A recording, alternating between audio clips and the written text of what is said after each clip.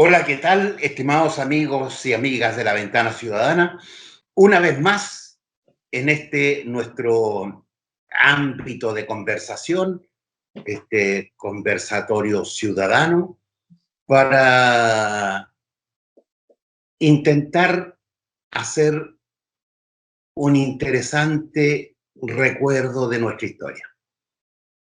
Nuestros amigos que nos acompañan a semana en Chile, en América Latina y en el mundo entero, queremos brindarle una conversación con Fernando Ávila Illanes, quien nos va a comentar del lanzamiento de un libro que ha escrito y editado hace muy poco tiempo y que ya se está viendo en las distintas esferas del acontecer nacional. Pero permítanme decirle, amigos queridos, que hemos intentado trabajar esta entrevista, este conversatorio, en el marco de un intento por aportar a la memoria histórica, aportar, como lo hicimos en la entrevista anterior con Marcelo, que hacía un análisis respecto de las dos tesis fundamentales en los tiempos de la Unidad Popular y cómo esto terminó, lamentablemente, para nuestro país.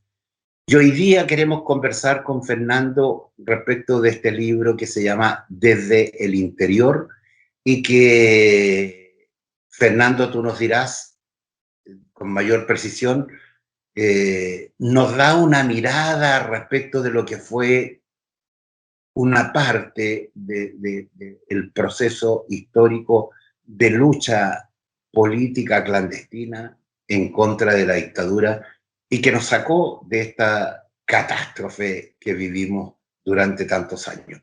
Fernando, muy buenas tardes.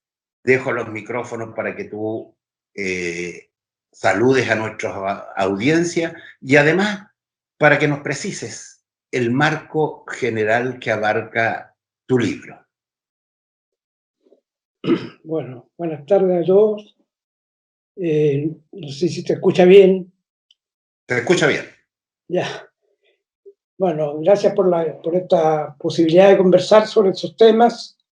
El libro en cuestión es una idea original de Jorge Arrate, un libro entrevista, donde partimos desde mis primeros pasos en la política hasta el cierre, digamos, de los procesos de los gobiernos de la Concertación.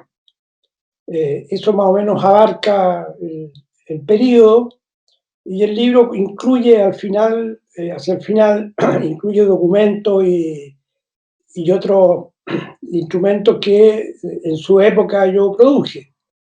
Hay una entrevista, por ejemplo, que hace Notimex sobre el año 86, 1986,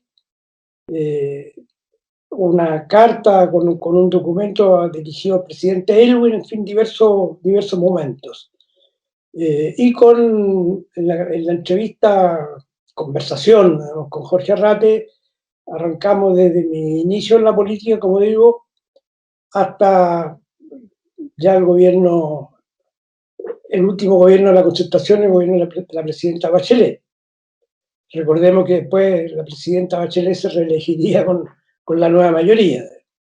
Esto es el periodo que abarca el libro. En algunos casos entra con cierta profundidad en algunos temas y en otros más bien tiene un carácter descriptivo dentro de lo que es ese periodo. Y por consiguiente toma el periodo de la Unidad Popular, ¿no? Y por cierto los 17 años de la dictadura y luego ya el desenlace respecto de la dictadura con la campaña del no y el plebiscito del 88. Eso va una apretada síntesis de lo que contiene. No sé. Bueno, Fernando, mira, nosotros como medio de comunicación, intentando ligarnos a la ciudadanía, intentando razonar en los aspectos políticos, culturales, sociales y de diferentes índoles saber humano, intentamos hacer un aporte en términos de hacer una lectura, como lo decía anteriormente, hicimos con Marcelo una buena lectura respecto del periodo de la Unidad Popular y sus dos tesis, y a nosotros en particular nos interesa todo lo que tiene que ver con la lucha democrática en clandestinidad. Y queremos hacerlo fundamentalmente para dedicarle a los jóvenes de este país, a las nuevas generaciones, a entender cómo fue ese proceso, a nutrirlos, a incentivarlos, a investigar, a conocer cómo fue todo ese periodo. A nosotros, como medio, nos interesa fundamentalmente esa parte y los aspectos políticos que cruzaron todo ese proceso, teniéndote a ti, Fernando, como uno de los testigos presenciales y yo me atrevo a decir con conocimiento de causa, uno de los protagonistas fundamentales en la generación y tu grupo político en la generación de orientaciones políticas, de tesis políticas que permitieron un rumbo acertado en la derrota de la dictadura. Te invito a que nos cuente cómo tú asumes este rol en los tiempos de la clandestinidad, y si nos quieres hablar un poco del último periodo de la Unidad Popular, fantástico, y lo enganchas con ese proceso posterior al golpe. Bueno, el periodo hacia el final de la Unidad Popular está claro de que se mueven todos los poderosos y minoritarios intereses con vista a derrocar al gobierno. Y ahí contribuye indirectamente a eso las políticas ultraizquierdistas del avanzar sin transar, cuando era obvio que necesitábamos efectivamente hacer una transacción. Hoy día está demostrado de que era mejor conceder para llegar a un acuerdo, por ejemplo, con la democracia cristiana, era mejor eso que tener el golpe. Ahora, producido el golpe, se desencadena la violencia fascista con todo, y los partidos que estamos en condiciones de resistir, llegamos a un acuerdo con comunistas y con socialistas, y el más obrero campesino, con vista a tratar de remontar la situación. Tenemos un par de años por lo menos de diversas reuniones bilaterales y trilaterales. En el caso del PC normalmente concurre Jorge Insunza Baker y José Weibel. En el caso del Partido Socialista concurre básicamente Carlos Lorca y yo en representación del más obrero campesino. Y allí se crea, ¿no?, la perspectiva de lo que llamamos el Frente Antifascista, que permitiera unificar a todos los demócratas que están contra la dictadura, con vistas a generar un curso político, ideológico y de masas que permitiera enfrentar la dictadura con vistas a, fin, a su término. Esto encuentra una seria resistencia por parte de la democracia cristiana, fundamentalmente yo diría todavía encapsulado en la política, en su oposición a la Unidad Popular, lo que hace muy difícil el poder llegar a acuerdos. Así todo se logra avanzar, pero la situación represiva termina finalmente con la detención y desaparición de muchos compañeros, entre ellos Lorca y Weibel, lo que hace que el trabajo de los tres en función del Frente Antifascista se vea interrumpido. Y esa situación represiva que por supuesto arrasa por ejemplo, con la organización sindical y en general con las organizaciones gremiales, y a los partidos de izquierda, en este caso, también nos obliga a un profundo retroceso.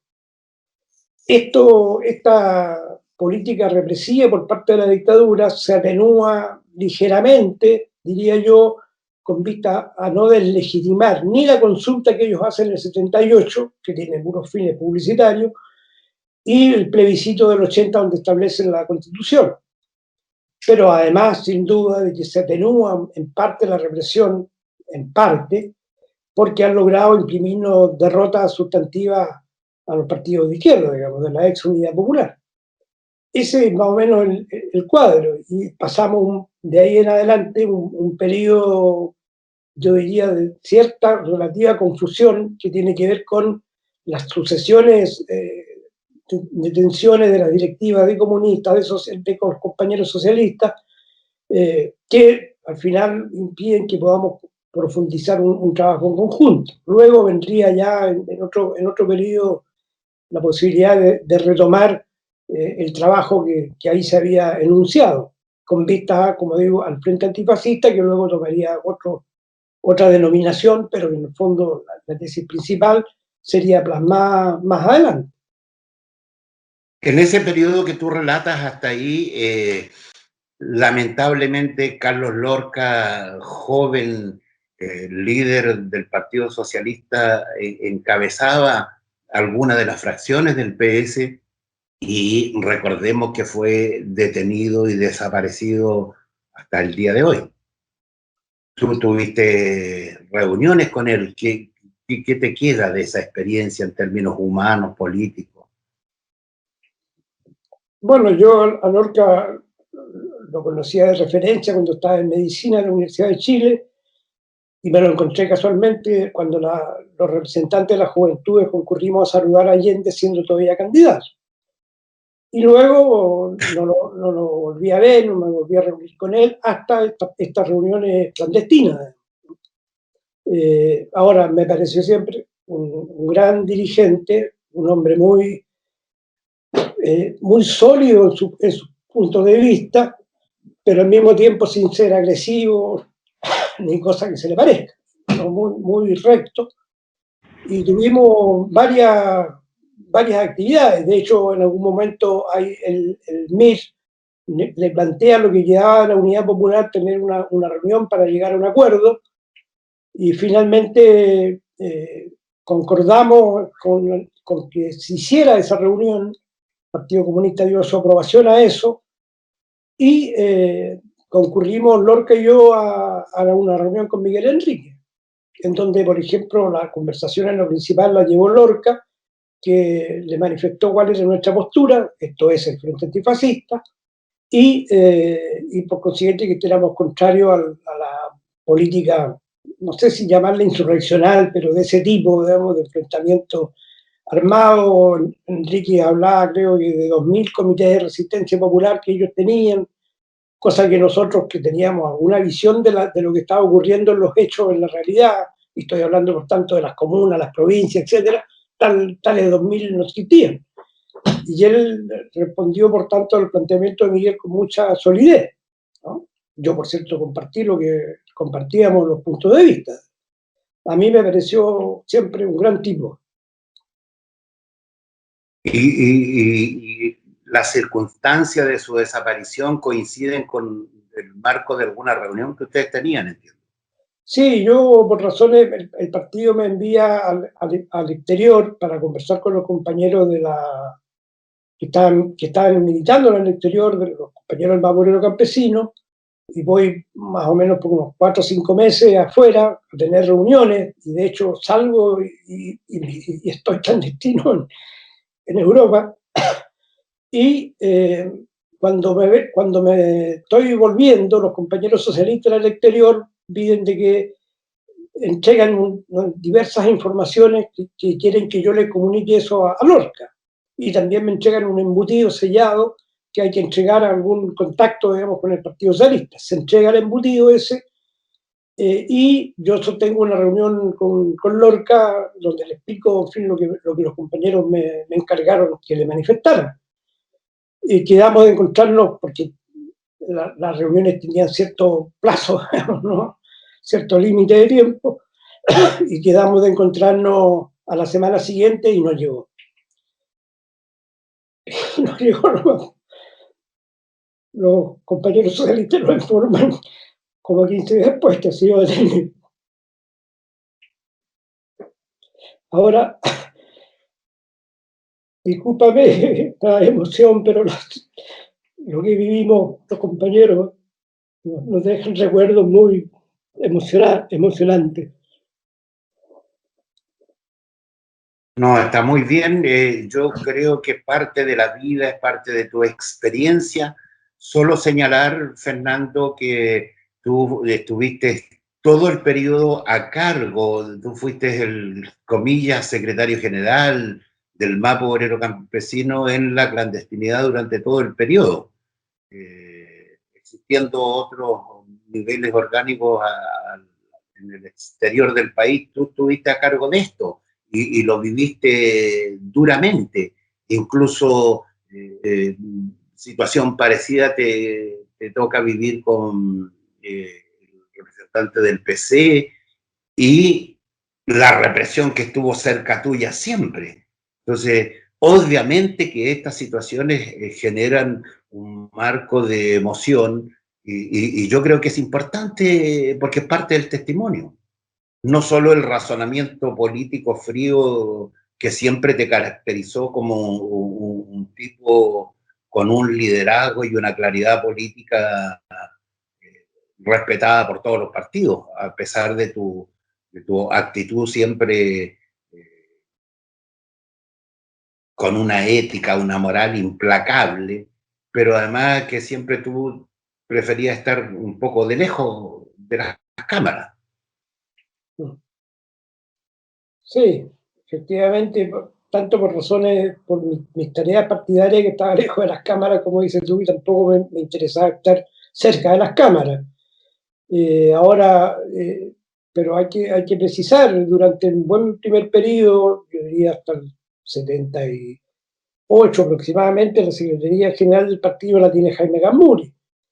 Después yo tengo que salir por segunda vez por razones estrictamente médicas, ¿no? Sufría de una jaqueca tremenda que me imposibilitaban incluso hasta poder caminar tranquilo, y estoy también ahí unos 4 o 6 meses fuera, y en todo ese periodo, yo diría por lo menos unos 3 o 4 años, la Secretaría General, cuando Gamuri está fuera, la desempeña el compañero Daniel San Martín, que era consejero nacional de la CUT al momento del golpe. Y recién a la altura del 80, cuando Gamuri fuera, yo asumo la Secretaría General en la clandestinidad, como dices tú. Y claro, han pasado cosas tremendas, ¿no? En ese periodo, el 76 más o menos, después de lo del Orca, casi al año siguiente, vamos a una reunión bilateral con el PC, y llega Jorge Insulza para comunicarnos de que han detenido a José Weibel, con el cual yo tenía una relación de amistad desde la época de la Unidad Popular.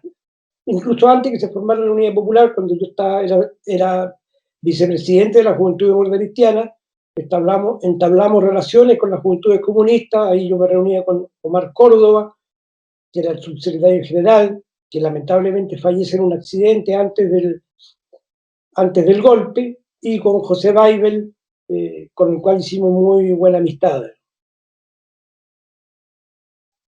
Sí, si nosotros avanzamos en el tiempo, tu grupo político, el MAPO Obrero Campesino, con tu grupo de dirección, enfrentaron duramente, porque de nuevo se da más o menos la misma situación que en los tiempos de la Unidad Popular para enfrentar a la dictadura al interior de los sectores democráticos de izquierda. Se levantan dos tesis: la rebelión popular y la política de elecciones libres, que entiendo la alimentaron, la desarrollaron, la crearon en tu grupo de dirección.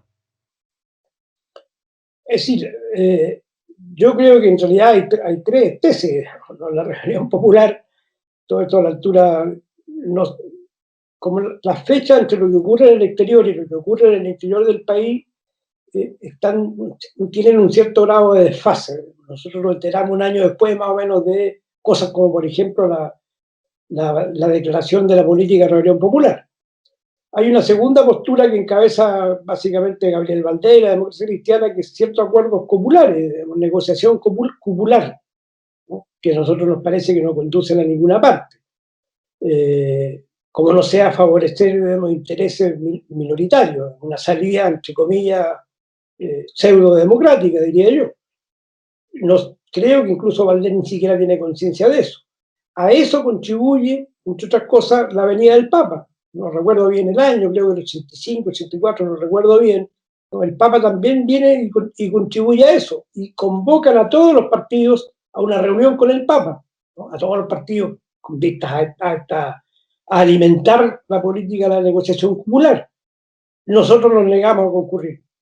Nosotros a esa altura ya estábamos formulando la política de elecciones libres con vistas a desplegar un movimiento de masas, ¿no?, que permitiera, todavía el plebiscito está establecido que iba a ser durante el 89, 1989, con vista a que si no lográbamos las elecciones libres, por lo menos quedáramos en camino de la inscripción electoral, la inscripción de los partidos, ¿no?, con vista a enfrentar el plebiscito del 89, que finalmente sería el 5 de octubre del 88. En esa hubieron reuniones de la izquierda a la altura de mediados del 86, septiembre del 86, en donde nosotros planteamos esta política, ¿no? Desarrollar el movimiento de masa, desarrollar el movimiento reivindicativo.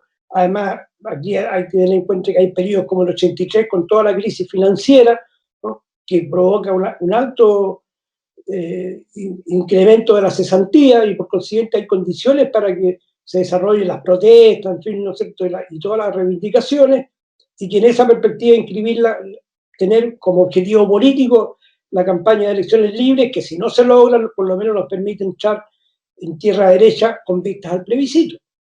Esa es más o menos la política que ahí dibujamos. Yo creo de que los primeros que hablamos de elecciones libres fuimos nosotros, efectivamente, el más obrero campesino. Y lo importante es que mucha gente de otros sectores y de otras tendencias dentro de los partidos se embarcó en esa política. Así es que a la altura del 85, 86, no recuerdo con precisión las fechas, se crea por un lado el comité por las elecciones libres, que preside Sergio Molina, que es tendencia demócrata cristiana, más liberales, ¿no?, sectores liberales, sectores del Partido Socialdemócrata en aquella época, y el Comité de Izquierda por las Elecciones Libres, donde se involucra gente del Partido Socialista, ¿no? Se involucra, por supuesto, Ricardo Lagos, digamos, como figura principal de esa postura. Y luego el desarrollo de esa política, ¿no?, va permitiendo, por ejemplo, crear la Asociación Gremial de Educadores de Chile. El Colegio de Profesores estaba en manos de partidarios de la dictadura. Se crea la Asociación Gremial de Educadores de Chile, se crea la Asamblea de la Civilidad, por ejemplo, ¿no?, se levanta el Pliego de Chile, en fin, se crea o ya se afirma el Comando Nacional de Trabajadores, en fin, se desarrolla junto con la política de elecciones libres en cualquiera de los dos comités. El CIEL y el CEL colaboran, ¿no?, desde el comienzo, y junto con eso se empieza a desplegar el movimiento de masa. Y a generar, ¿sí? Sí, Y a generar una imperceptible modificación de la correlación de fuerza.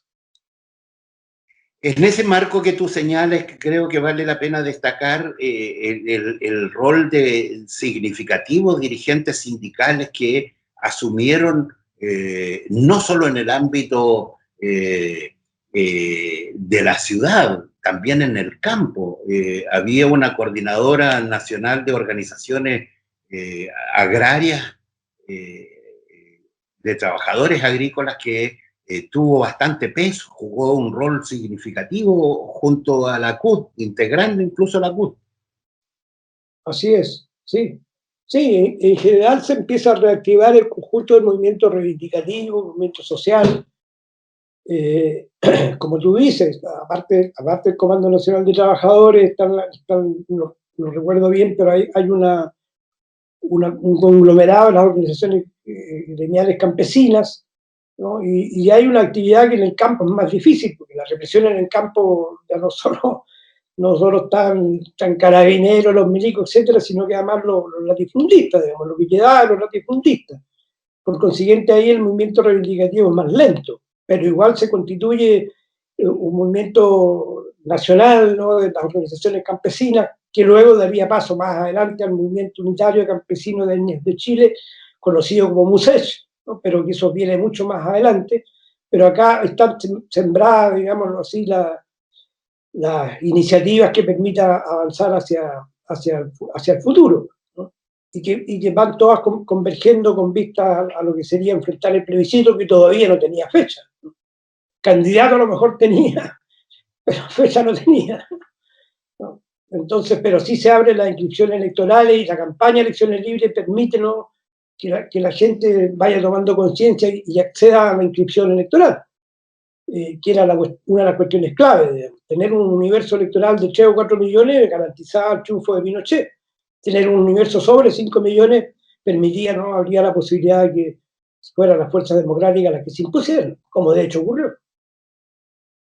Un poco para recordar, ¿y hay algún hecho significativo que a ti te haya golpeado fuertemente en tu labor, en tu gestión de dirigente del MAPO Obrero Campesino? Recordar nomás que en el ámbito campesino sufrió un golpe fuerte el MAPO Obrero Campesino con la detención y asesinato de una serie de campesinos alrededor de Melipilla, ¿no?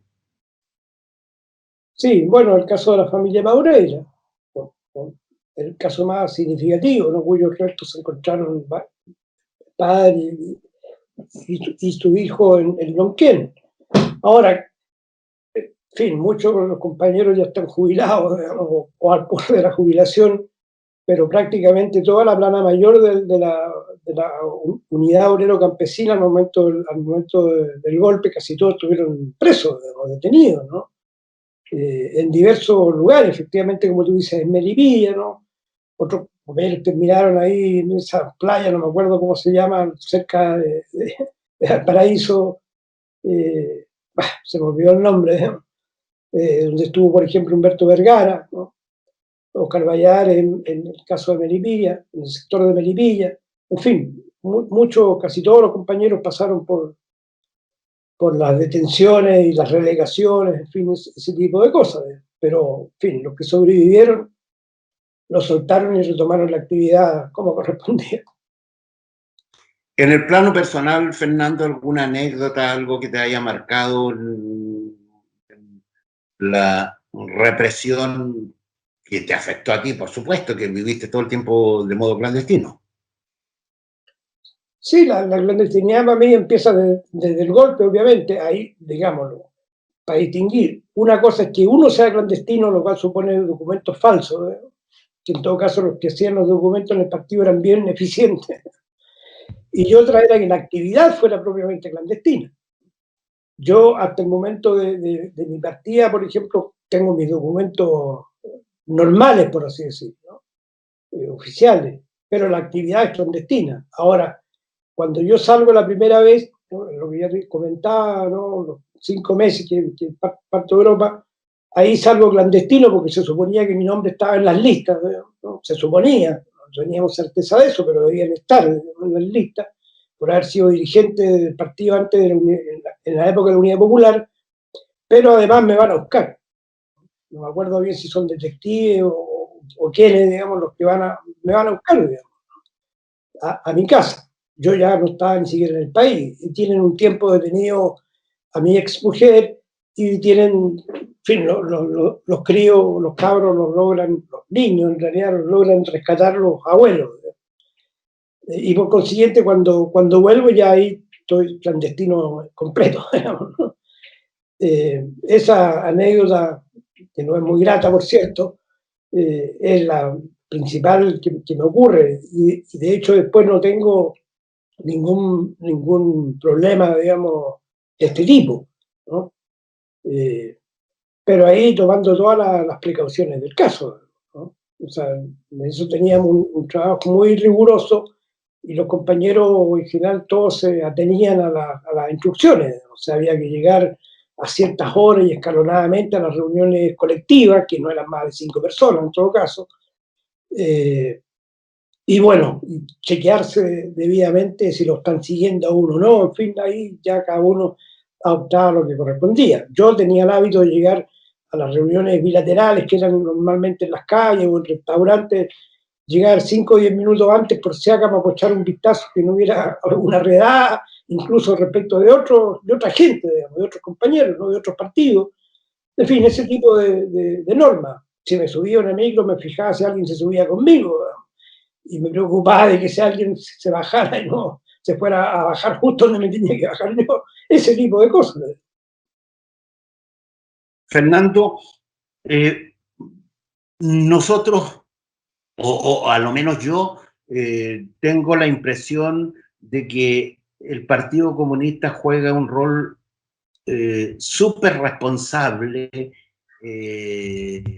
y intentando un desarrollo político armónico y de buenas relaciones con el resto de los partidos de izquierda. Sin embargo, esta política de rebelión popular, comillas, la pone contrapelo con la realidad del país. Fue muy duro, muy difícil la relación con el PC para discutir esta otra tesis que ustedes levantaron con tu equipo, la política de elecciones libres, la política de movilizaciones sociales. ¿Cómo fue la relación con el PC? Entendiendo que en el PS subsistían dos o tres o cuatro tesis distintas y de hecho teníamos un partido socialista absolutamente fragmentado, con distintos caminos. ¿Cómo fue la relación de esa, comillas, izquierda? Bueno, luego de la situación represiva del inicio, a la altura del 78 más o menos, efectivamente viene luego un periodo de cierto estancamiento, por así decirlo, de los partidos, de las organizaciones, ¿no?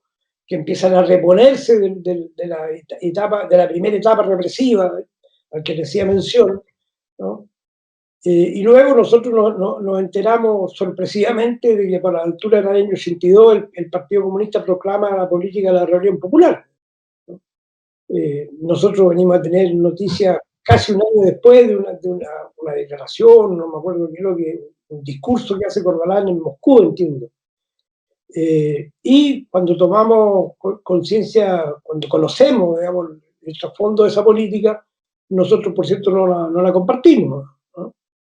Y de hecho no logramos en ese periodo, y estoy hablando aproximadamente del 82 al 86, aproximadamente, no logramos tener una reunión formal bilateral con el Partido Comunista. Y por consiguiente, por su documentación, nosotros nos enteramos del planteamiento este de rebelión popular.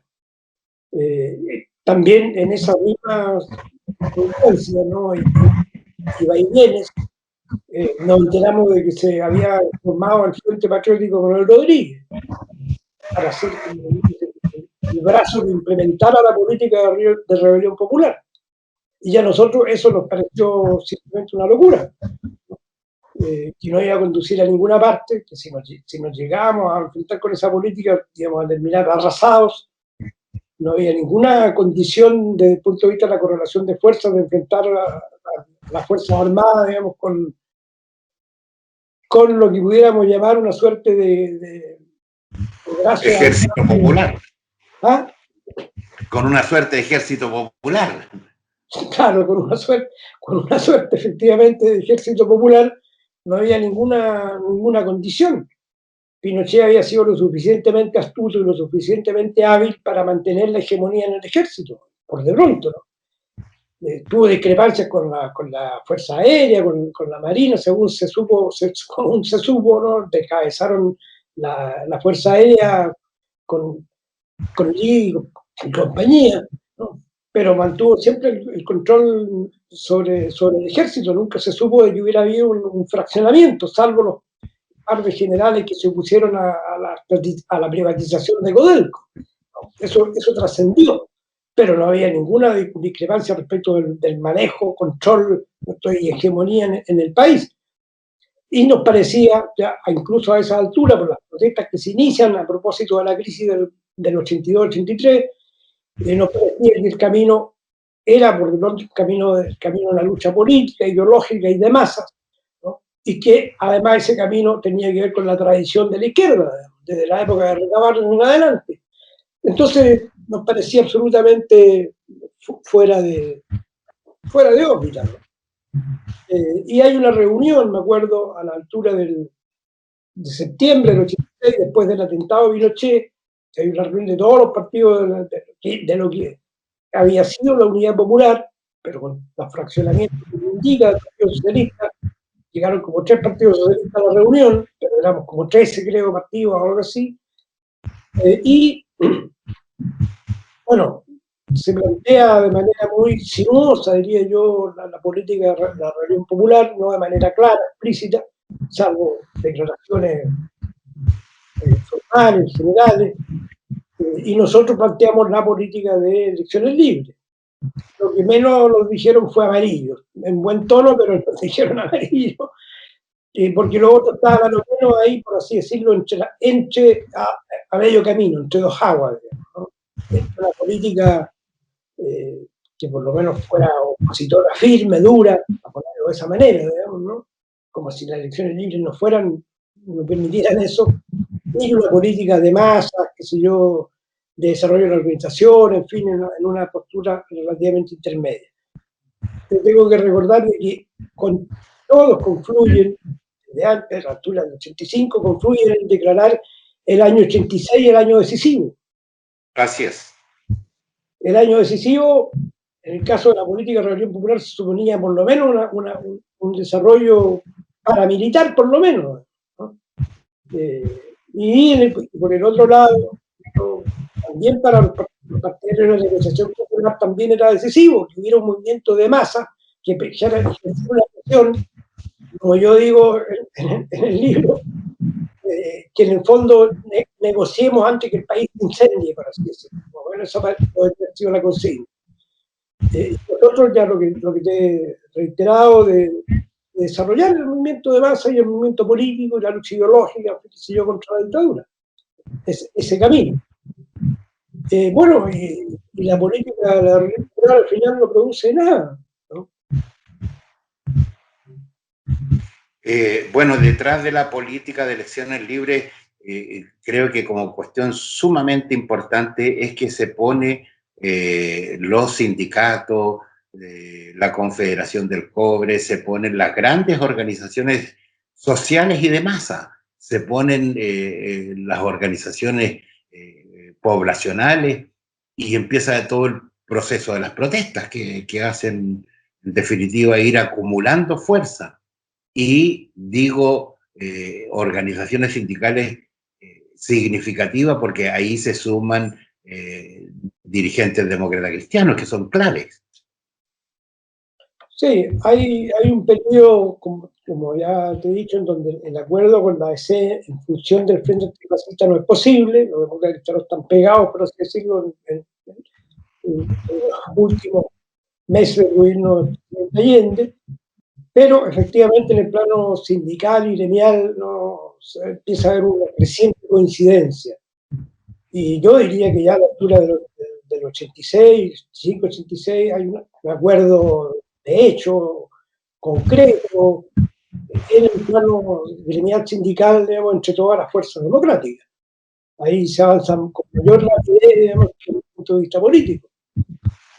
En el punto de vista político, porque tenemos el cuadro, ¿no?, de postura izquierdista, diría yo, empezaba en la reunión popular como la cosa más significativa, hay otras posturas similares, y la política de la negociación, que le llamo yo así, ¿no?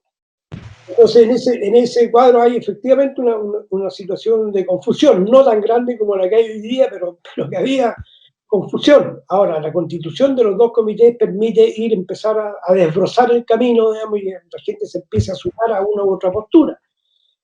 De tal manera de que luego el camino queda pavimentado con vistas, como digo, a la inscripción electoral, para enfrentar el plebiscito del 88-89, que todavía no le fijaban fecha, ¿no? Pero con vistas a enfrentar ese evento, en el caso que no consideramos que la dictadura se allanara a las elecciones libres, ¿no?, a convocar a elecciones libres. Y ahí se logra entonces este gran acuerdo que finalmente echa por tierra las condiciones que permiten la acumulación de fuerza para vencer a la dictadura. Fernando, hay un recurrente dicho usado 1000 veces: aprender de las lecciones del pasado para enfrentar el presente y el futuro. Tú lo señalaste y me parece certero.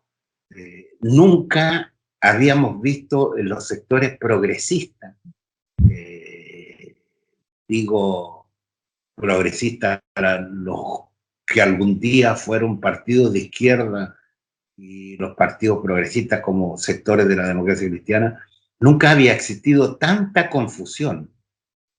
¿A qué atribuyes tú ese nivel de confusión?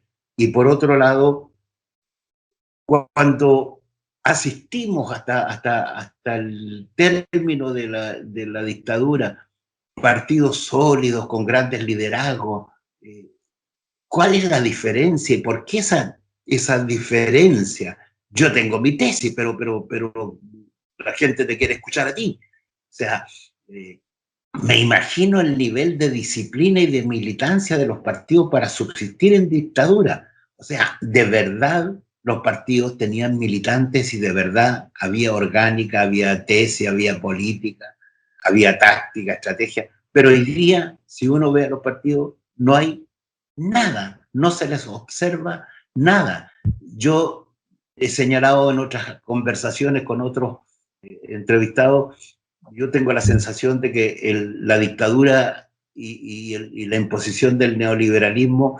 es una tesis no solo económica, sino que política, social, cultural, ideológica, que con su individualismo logra romper en la sociedad un marco de visión solidaria, pero además quiebra el desarrollo colectivo, el razonamiento colectivo. Yo tengo la sensación de que ese individualismo nos hace cada día menos inteligentes. Yo tengo la impresión que hay un rebajamiento intelectual en la, comillas, mal llamada clase política.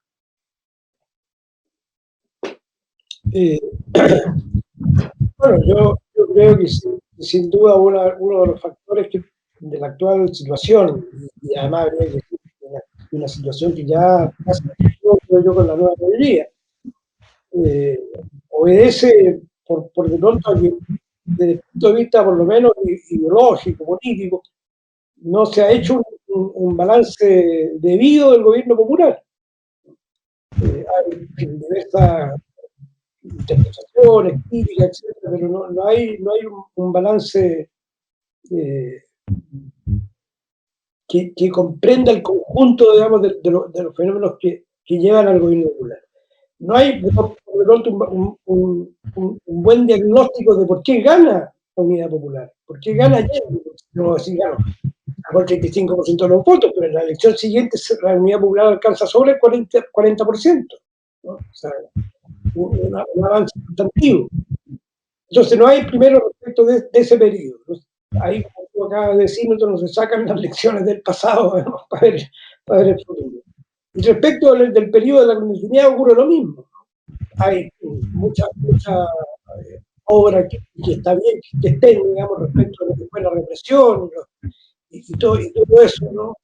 Toda la denuncia sobre las violaciones a los derechos de la gente, pero no hay un adecuado balance, ¿no? y examen del punto de vista político.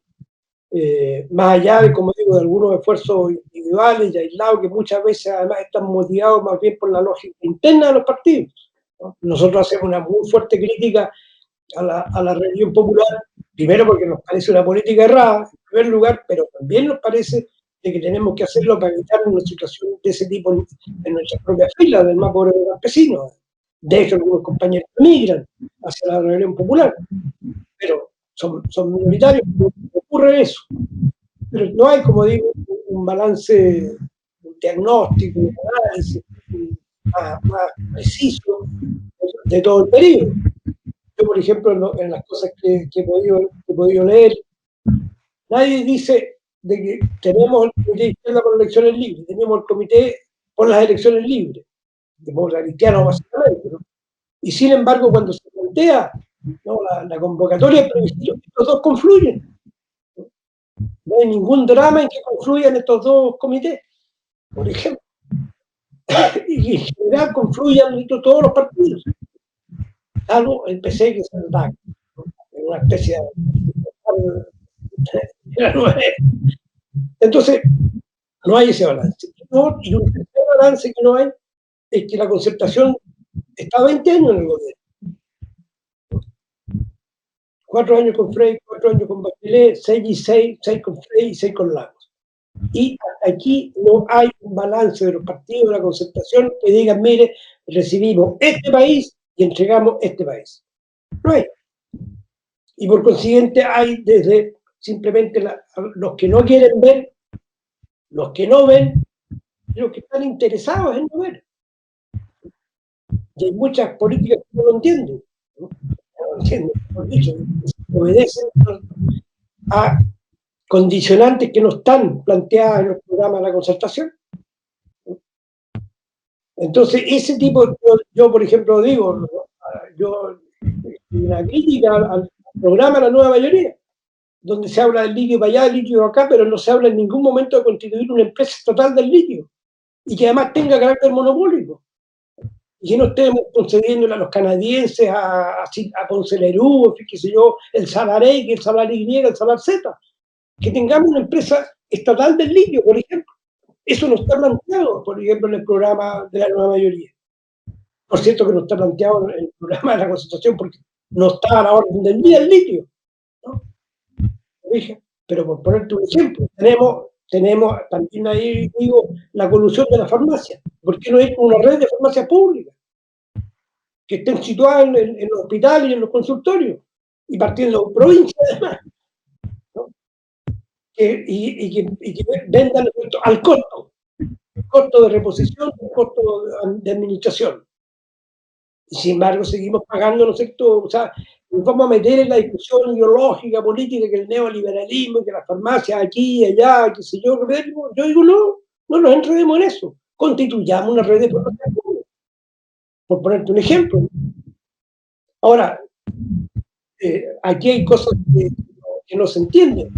Todo el mundo, hay 100 artículos recientes sobre respecto del problema de las pequeñas y medianas empresas. Habría que ser más bien de las micro y pequeñas empresas. ¿Cuál fue la solución a eso? Crédito con aval del Estado. ¿Y por qué sigue siendo una ínfima minoría de las micro y pequeñas empresas que acceden al crédito privado? Porque no son un buen negocio. El banco con mediano le presta, qué sé yo, $50.000 mensuales, por decir una cifra. Y bueno, pero el pequeño y microproductor, en el mejor de los casos, pide $3.000 mensuales de crédito. No son un buen negocio, tienen que tener como 3 ejecutivos para atender a micros, cuando con uno solo les basta para atender a un mediano y a un grande. No son un buen negocio. Entonces lo que tiene que hacer es que el Estado preste la plata a mínima tasa de interés, a lo que se llama tasa de reposición, por ejemplo. Entonces, ese tipo de cosas hoy día no están planteadas, no se analizaron en su momento, no se hace el balance de eso, ¿no? Hubieron muchas cosas que se hicieron por inercia, otras que están bien. A mí me parece que la concesión de la carretera me parece muy bien. Que el Estado emplee los recursos en otra cosa. Antes los caminos los hacía el Estado. Ahora hay una gran empresa que vienen y hacen carretera, está bien, cobran peaje, porque el peaje lo paga el que lo usa. Pero, qué sé yo, pues, don Juan Luis, digamos, que vive hacia la costa y Osorno, que nunca andaba en la carretera, sino un camino secundario, porque va a estar pagando con sus impuestos lo que antes hacía el Estado. Las carreteras las hacía antes el Estado. Entonces ahora paga el que la usa, ¿no? Y a propósito de Concepción, ¿cómo se llama la pista? Esa autopista que hay, la Ruta Itata, por ejemplo. Yo fui para el terremoto, a la semana del terremoto allá, y no tenía ni una grieta. ¿No? Está bien, ¿Cuál es el problema? Ahora algunos se quejan, los camioneros, bueno, pero tienen que tener en cuenta que ganan en seguridad, ganan en velocidad, ganan por el estado de las carreteras que no andan llenas de hoyo, con lo cual los vehículos se desvalorizan, etcétera. Hay cosas en ese sentido positivas. Ahora, eso aplicado al agua, tengo serias dudas. Bueno, concesiones de ese tipo. Entonces hay que hacer un análisis, por eso digo, el balance es indispensable. Lo que en el fondo viene a ser un diagnóstico lo más acotado posible respecto a la realidad. Eso no se ha hecho, ¿no? Y sin duda que está penando. Por lo tanto, el día tenemos de la A a la Z en materia de iniciativa. Ahora,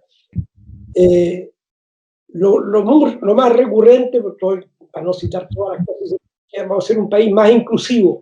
Bueno, ¿cómo? ¿Cómo y cuándo? ¿Con qué presupuesto? Ahora, impuestos a los más ricos, está bien, impuestos a los más ricos. Pero ¿qué vamos a hacer? ¿Vamos a dedicar eso solo al gasto o una parte se va a dedicar a la inversión? Porque si queremos construir una red de farmacia, tenemos que invertir. Si queremos tener una estación de litio, hay que invertir. Si queremos recapturar las 4 o 5 grandes yacimientos en manos de capital foráneo, el cobre, también hay que invertir. En fin, ese tipo de cosas hay que ponerlas en concreto. Yo digo además respecto de, por ejemplo, de generar estos recursos estatales que están destinados al gasto público, ¿no? Y cuando digo, estamos hablando de los sectores más atrasados, de punto de vista más pobres, como quieran ponérsele, ¿no? Y otra parte hay que dedicarla a la inversión, pero a una inversión racional. O sea que si se destina el 10% de la venta del cobre de Codelco a las Fuerzas Armadas, ¿por qué no destinar un 10% que vaya para la inversión? A margen de la inversión cotidiana, por decirlo, normal que hace Codelco, con vista a nuevos entendimientos. En fin. Fernando, pero ¿tú crees que los partidos, a ver, como elemento mínimo, básico, elemental de la lógica frente a cada paso, proyecto que se plantea un ser humano, una sociedad, un colectivo, es básico e indispensable un elemento metodológico, evaluación, análisis, evaluación, diagnóstico, análisis y programación? ¿Cómo vamos a programar? ¿Cómo vamos a lograr un programa democratizador del país si no hacemos este ejercicio? ¿Tú crees que los partidos están en condiciones o tienen interés en plantearse este ejercicio? Porque yo tengo la sensación de que los partidos están destruidos. O sea, el 3% de apoyo que tienen de la población tiene que ver con que los partidos se destruyeron. O sea, no hay capacidad de hacer lo que tú señalas. Y tampoco hay mucho interés. Yo tengo la impresión de que los partidos se transformaron en grupos de poder que se quedaron a administrar espacios de poder y se olvidaron de la política en serio, de la política en grande. O sea, ¿tú crees que alguien hoy día de algún partido de la ex concertación va a escuchar un planteamiento de fondo estratégico, una visión estratégica como la que tú estás planteando? No lo hacen. La dispersión es fruto de dos cosas: de los intereses que mueven a las personas, y yo creo que el interés no está por generar un proceso democrático. Mira, durante todos los gobiernos de la concertación se habló de la transición, que ya estaba terminada la transición. Nunca se ha terminado mientras no haya un programa progresista de democratización del país. No vamos a replantearnos de verdad esa transición que ponga fin a un periodo en que tuvimos democracia real y terminamos interrumpidos por una dictadura, y después un periodo que ha tenido zigzagueo, y más aún con un neoliberalismo tan fuerte que lo controla todo. Y comillas, controla los partidos vía financiamiento de parlamentarios y a lo mejor hasta de cúpulas políticas. Yo te quiero volver atrás ¿qué pasó, por ejemplo, en los tiempos de la Concertación?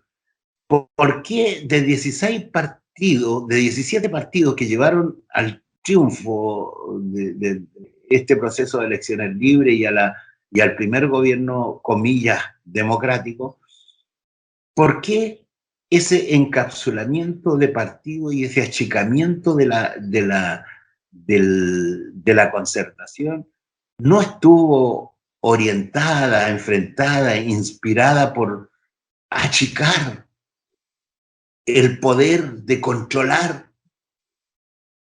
¿Qué pasó con los 17 partidos? ¿Por qué se acabaron? ¿Acaso no contribuyeron los partidos grandes a eliminar a una izquierda cristiana que tenía posturas progresistas, al más obrero campesino? ¿Por qué nunca les dieron la posibilidad de plantear lo que tú estás planteando hoy día? O sea, ¿cuántos gobiernos de la Concertación y no hay ni un balance colectivo y sistemático de esa parte del proceso?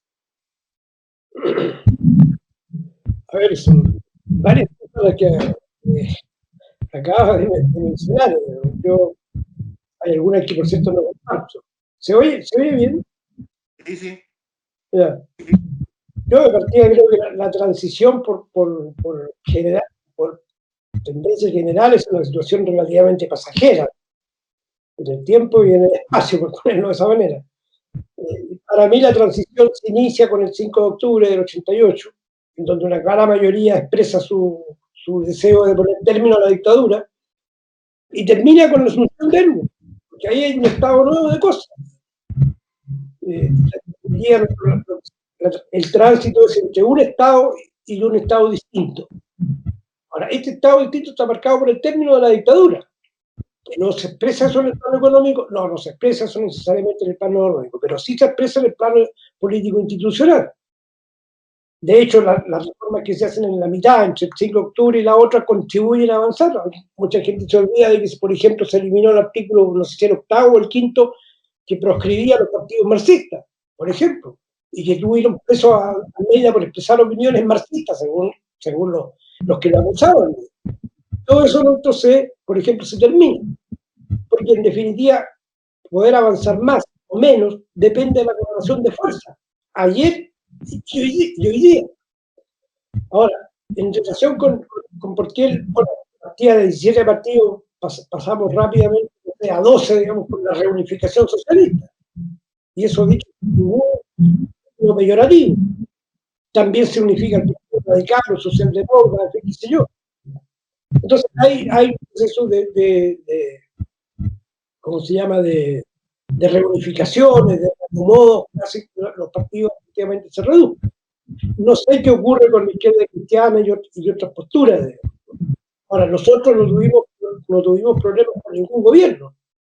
Simplemente no teníamos representación parlamentaria y consideraron de que los partidos sin representación parlamentaria no se hubieran bien hecho. No nos preocupó mayormente eso, pero cada vez que quisimos plantearle algo a los presidentes o a los ministros, en fin, tuvimos una puerta abierta. Entonces, en ese sentido, es otra cosa. Un factor que se me quiere entero, que ayuda a lo que tú señalas, es que si tenemos en cuenta el promedio de edad aproximado de los manifestantes del 2019, ¿cuántos serán? ¿Serán 35 años, 40 años? Y por consiguiente, primero, que no vivió la Unidad Popular, no vivió desde que se lanza la candidatura, desde que se constituye la Unidad Popular hasta el golpe de Estado, no lo vivió. Desde el golpe de Estado, los 17 años de dictadura prácticamente fueron testigos, en el mejor de los casos, si tenían 12 años, qué sé yo, de lo que ocurre en los estudios de la dictadura. Entonces la gente no comprende los procesos sociales que ello implica. Y eso está básicamente establecido por lo que se llama la correlación de fuerzas. Ahora, la correlación de fuerzas no es solo cuántos votos sacas, cuánta capacidad de movilización tienes, cuánto esto otro, no solo eso. También son los factores ideológicos, como tú lo has señalado, y los factores políticos y culturales. Y aquí efectivamente no hay esto no ha habido por parte de los partidos, y por último, si de parte de la es demasiado chica, digamos, como para que tenga algún demasiado corto alcance, pero no hay, por ejemplo, una crítica a fondo al llamado, entre comillas, neoliberalismo, que en el fondo no es más que el capitalismo, una versión salvaje del capitalismo, no es más que eso, ni menos tampoco, por cierto. Entonces, no hay, por consiguiente, una comprensión de que los fenómenos políticos, culturales y ecológicos también tienen que ver con la correlación de fuerzas. Y eso yo creo que obviamente lo es comprendido por buena parte de la actual dirigencia por razones de que no conocen, no han conocido el trayecto que hemos recorrido. Yo no veo mayor inquietud, no digo en leer cosas nuevas, en leer a otros, ¿no? Incluso a otras experiencias en otros países. Entonces tenemos aquí hay un cierto déficit conceptual, diría yo,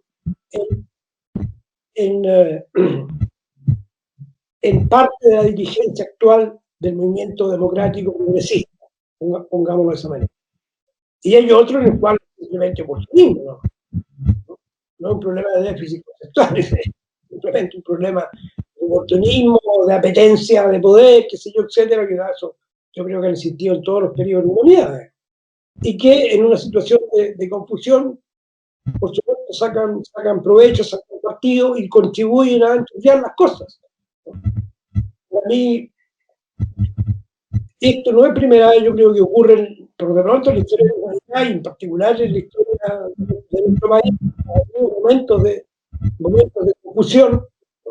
Entonces, creo que estamos en un cuadro de ese tipo y va a haber, saldrán en su momento las diversas conciencias que se adoptan respecto al problema que en parte encantar las cosas.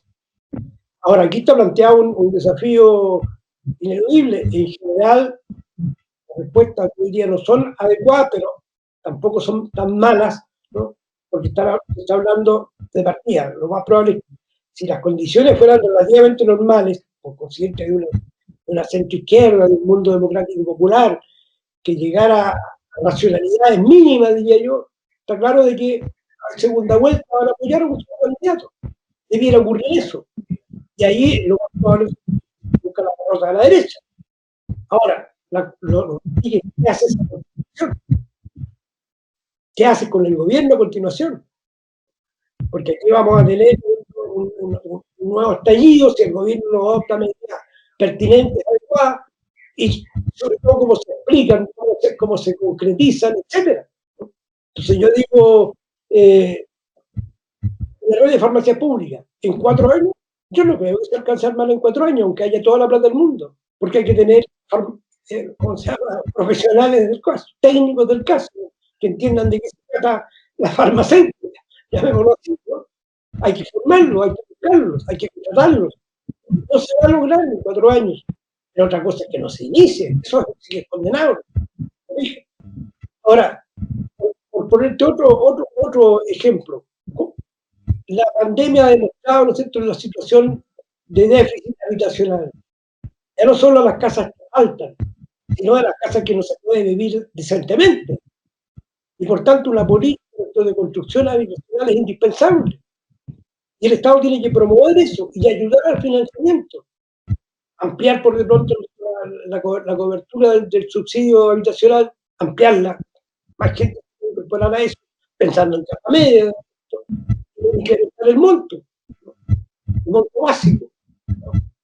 Ahora, significa por consiguiente de que hay que subir el impuesto a los más ricos, sí señor, pero con vista a una inversión. En este caso, en la política internacional. Por ejemplo, porque solo pensemos en las grandes cosas, que el cobre, que el litio, que la farmacia, etcétera, que la asistencia a la pequeña y mediana, a la pyme. La Organización Mundial de la Salud establece un parámetro sobre áreas verdes. Tú sabes de que las comunas del barrio alto están sobre ese parámetro, y las comunas de los barrios populares bajo ese parámetro. Entonces, ¿vamos a hacer o no una inversión en parques populares? Por ejemplo, que permita que la gente tenga mejores condiciones de vida. Nos quejamos de la contaminación, etcétera, pero ¿por qué entonces no desarrollamos una política enérgica de parques populares? Ahora, vamos a hacer parques populares en todos los lugares pertinentes a lo largo del país. Ya para establecer los lugares pertinentes, digo, punto de vista técnico, etcétera, toma un tiempo. Entonces, ¿qué hace un gobierno inclusivo, democrático, progresista, sin medias tintas, como diría el PC? ¿Cómo lo hace? ¿Qué hace? ¿En qué plazo? Eso no está puesto en la cabeza de la gente. Y la dirección es la responsable de que no lo ponga en la cabeza. Porque las cosas se dan en el tiempo y en el espacio. No se dan en abstracto. Entonces, ese tipo, y lo otro sin considerar para nada los efectos de la pandemia. Son todavía impredecibles. Entonces, ese es otro asunto que hay que, yo digo, la señora Pamela Giles dice que si ella es presidente va a pagar los retiros, va a devolver la plata de los retiros. Eso, a mi juicio, es simplemente demagogia, pero del problema hay que hacerse cargo. Porque efectivamente a 10 años plazo, 15 años plazo, la galla que está ahorrando hoy día se va a quedar sin ahorro suficiente. Entonces de eso hay que hacerse cargo. ¿Cómo y cuándo? Hay que verlo. ¿Cuánto cuesta? Ese tipo de cosas no están para nada. Yo lo que leo y veo y escucho no están puestas en la reflexión de la gente, de la gente que tiene la responsabilidad de dirigente.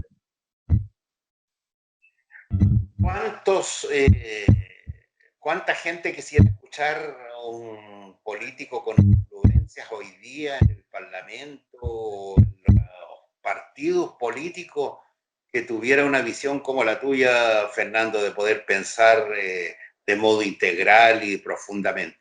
Pero, insisto, yo creo que los partidos hoy día no están capacitados y veo que mientras no hagamos un esfuerzo por sistematizar una evaluación, un diagnóstico y hacer un programa progresista en serio, necesitamos partidos de otro tipo, partidos de nuevo tipo, y creo que los partidos de hoy día no dan el ancho, ni la dirigencia de hoy día no da el ancho. Pero bueno, lo importante, Fernando, de esta conversación para nosotros es intentar que las nuevas generaciones, que los jóvenes y también gente de nuestra generación eche una mirada a través y una lectura a través de esta conversación contigo de lo que ha sido nuestra historia y entender que si no somos capaces de leerla de verdad, no estamos en condiciones de enfrentar un proyecto democratizador de verdad, en serio, con ética, con moral, con posibilidades de entender que nada se hace políticamente sin una acumulación de fuerza. Fernando, ¿por qué tendrían que leer las nuevas generaciones y por qué la gente tendría que leer tu libro a tu juicio? ¿Por qué? ¿Cuál es el aporte que a través de tu libro hace? ¿Cuál es la invitación para que nuestros amigos, lectores y seguidores de este espacio lean tu libro? ¿Qué aporte van a encontrar? ¿Crees tú? Yo creo que todo el que se interese en enfrentar los problemas de hoy día tiene que ver el pasado, y no digo solo por respecto de mi libro, ¿no? Hay, qué sé yo, alguien que no se lea todos los discursos del presidente Allende, pero algunos sí, ¿no? Por ejemplo, ¿no? Hay escritos de Nuevo Almeida, por poner otro ejemplo, ¿no? Por cierto, la política del PC hasta la frente antifascista también es muy educativa, no hay que leer todo, pero algunas cosas sí.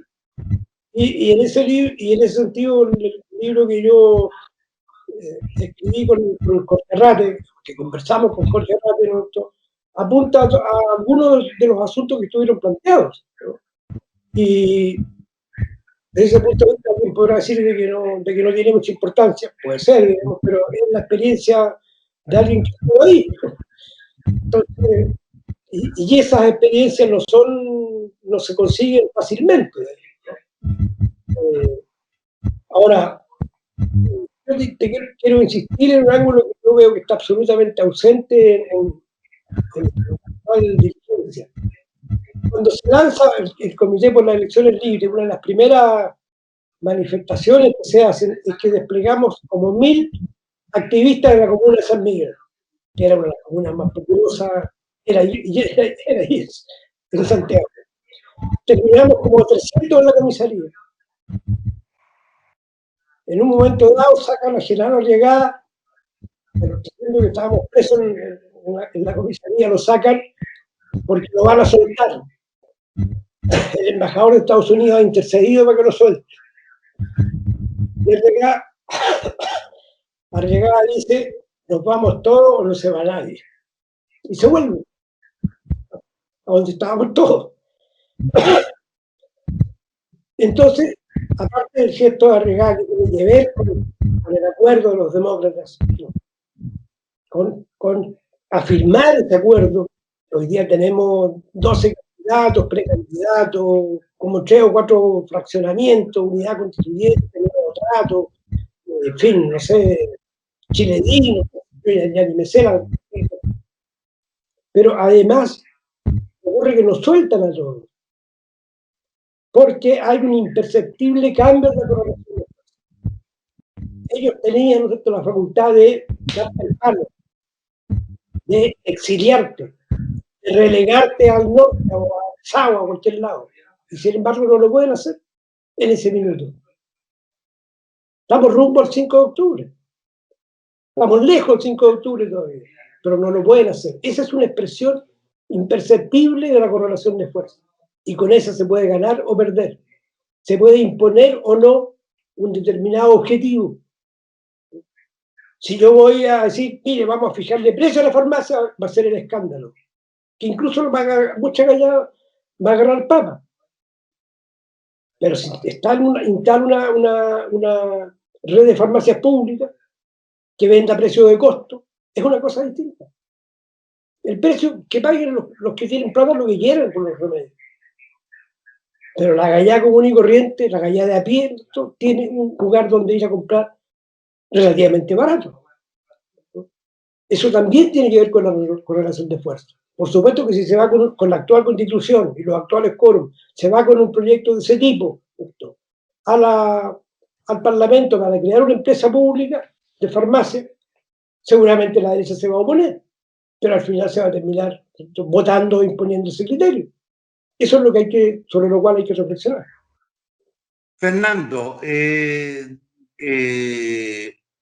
yo quiero insistir en que uno de los elementos fundamentales para nosotros es intentar aportar con conversaciones como esta a que haya una reacción política fundamental, pero no solo de las cúpulas políticas, sino de la ciudadanía, de la gente, de las organizaciones sociales, a entender que detrás de esto hay un proceso y que ese proceso tiene que ser hecho con disciplina, con responsabilidad y con organización. Si no tenemos organización y disciplina, no salimos de esta. Si no tenemos efectivamente un plan y un programa que permita recuperar y avanzar en un proceso democratizador del país, estamos perdiendo, vamos a seguir en esta situación lamentable que vive el país. Fernando, te invito a que con tus últimas palabras tú hagas un llamado a la ciudadanía, a los que nos escuchan, para que podamos intentar seguir un proceso de análisis como el que hemos iniciado con esta entrevista y con otras.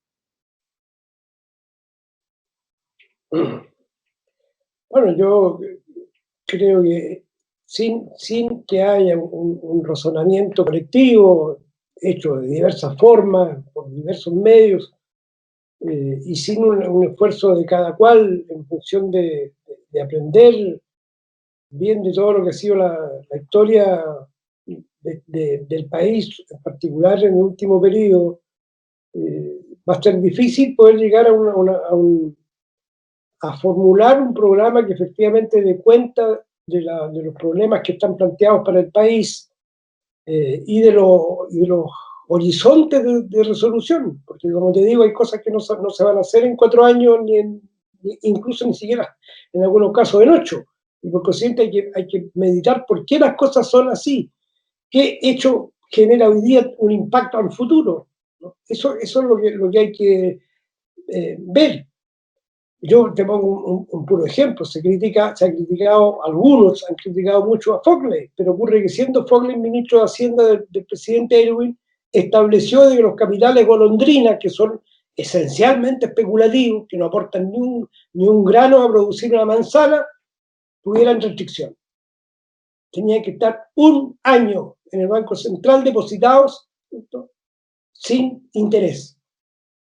Y solo podía sacarse esos capitales bajo, bajo el criterio de una inversión concreta, y tenían que acreditarla. Entonces, tenemos hoy día, ¿no?, lo que se da en llamar, entre comillas, sistema neoliberal, pero al final es el capitalismo, hegemonizado por el capital financiero. Entonces, si no se piensa propiamente en ese tipo de cosas, por eso que yo te decía, ¿no?, el Banco del Estado tiene que financiar, ¿no?, los créditos, aportar créditos, ¿no?, al micro y pequeño empresario, a precio de costo, de reposición que se llama. Si no tenemos conciencia de eso, bueno, al final se puede ganar el gobierno, dado el cuadro que tiene también la derecha, ¿no?, pero poner la vista al futuro, digamos, con vista a construir un camino democrático progresista como el que tú planteas, eso va a ser muy difícil. Aquí vamos a tener con un gobierno entrampado en una serie de conceptos puramente ideológicos, ¿no? Esto de la clase política, por ejemplo.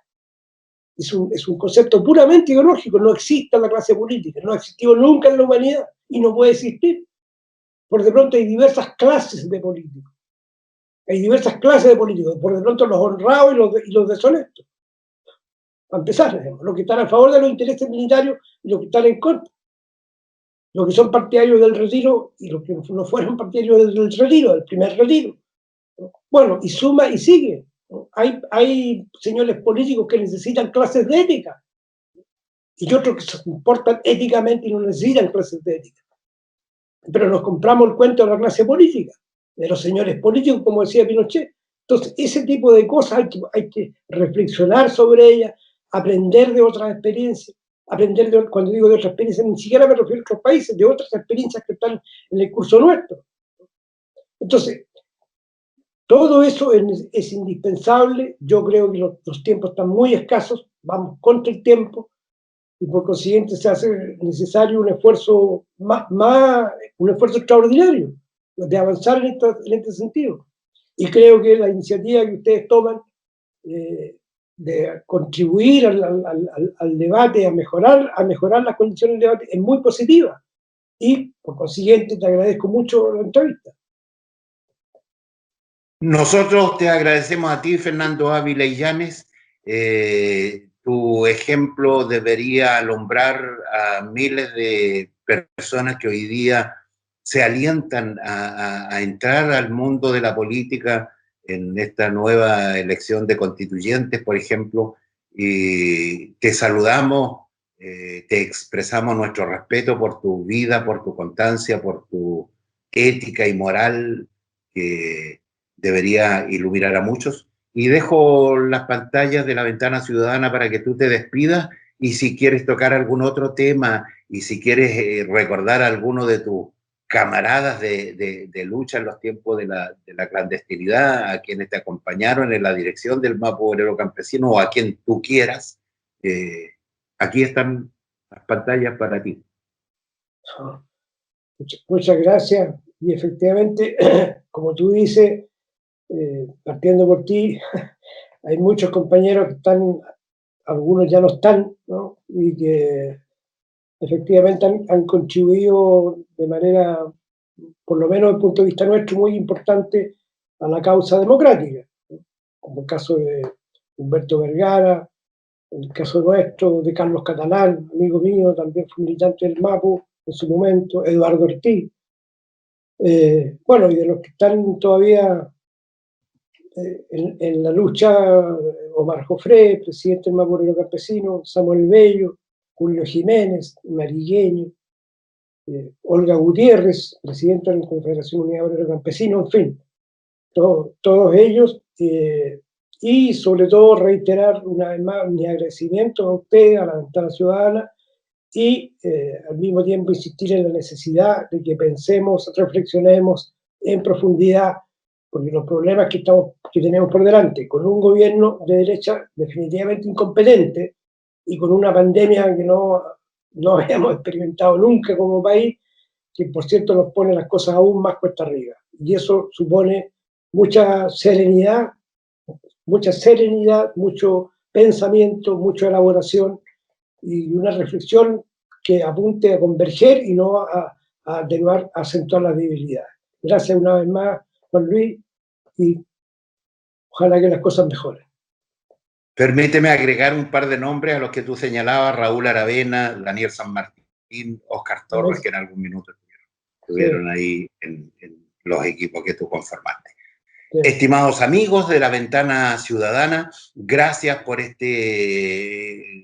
acompañarnos en este conversatorio ciudadano y esperamos que contribuya. Yo invito a leer este libro. Me encontraba, Fernando, que en algunos medios como El Mostrador aparece alguna publicidad de tu libro, se está haciendo famoso. Lo he conversado con algunos analistas políticos que saben de este libro y lo están recomendando, y que este diálogo siga es lo que esperamos.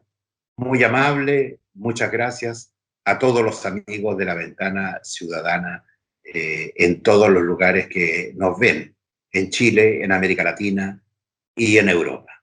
A Rodolfo Kohler, que siempre está con sus esfuerzos. Nosotros que tenemos algunas insuficiencias y limitaciones tecnológicas, lo hacemos sufrir más de la cuenta, pero Rodolfo siempre se las arregla para que todo esto salga bien. Gracias a todos. Fernando, un inmenso abrazo para ti y para tu familia.